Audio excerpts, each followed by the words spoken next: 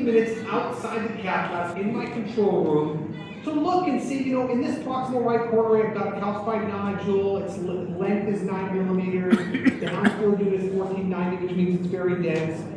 Other areas of eccentric calcification. I can sort of do a step-by-step analysis, but it's going to take me about 15 minutes.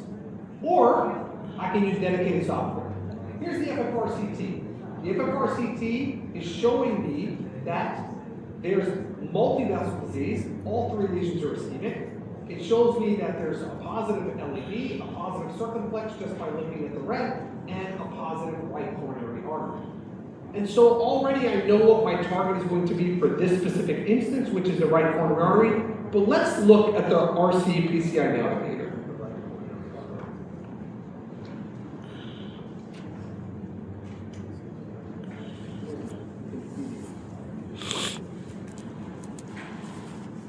Okay, so let me walk you through the navigator here. So we're going to do this in real time.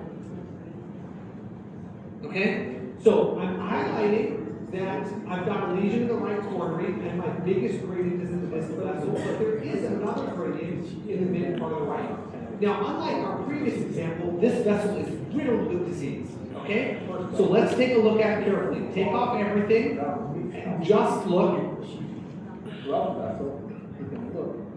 at the calcium. Okay, now let's go to the different morphologies of the calcium along the length of the plaque. And if you saw, what I can do is select the angle and rotate this.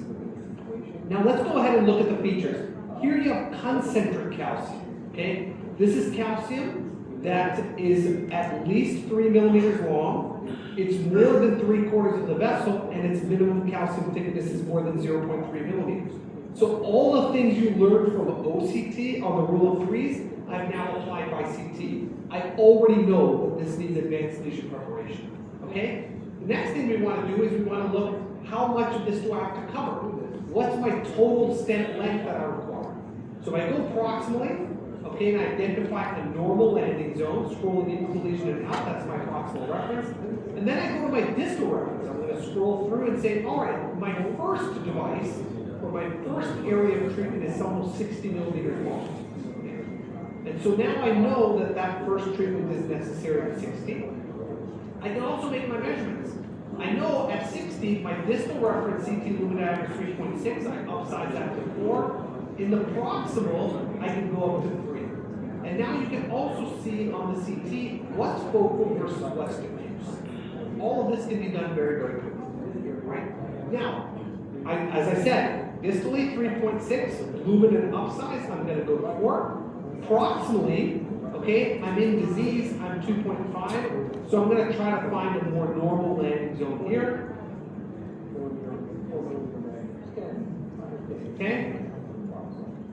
And so you can see that a 48 millimeter device will cover that proximal lesion. Now I'm going to go to my second lesion because the whole vessel is diseased. Remember, the areas of red are totally normal. So what I want to do is scroll into the lesion and then out. That's my proximal reference. Scroll in and then scroll out. And you can see my second device will be 34 millimeters.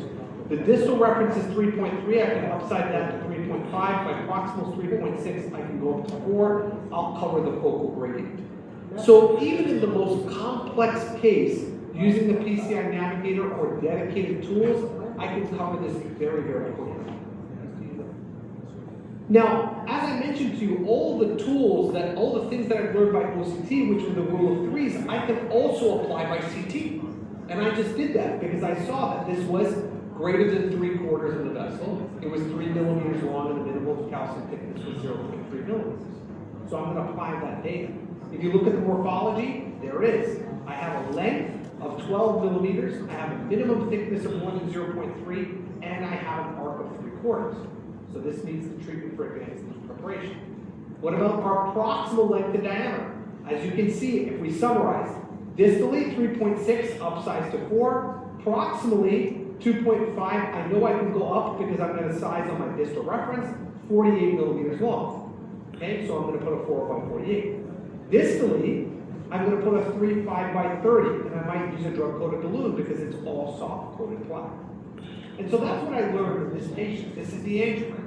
The angiogram matches The CT, almost identical. You can see all the areas of where the lesion are, but it's also hiding some of the calcium. So let's see what we did. We used some of the border guide, we used some. Break it out, I think. Actually, this would be interesting to see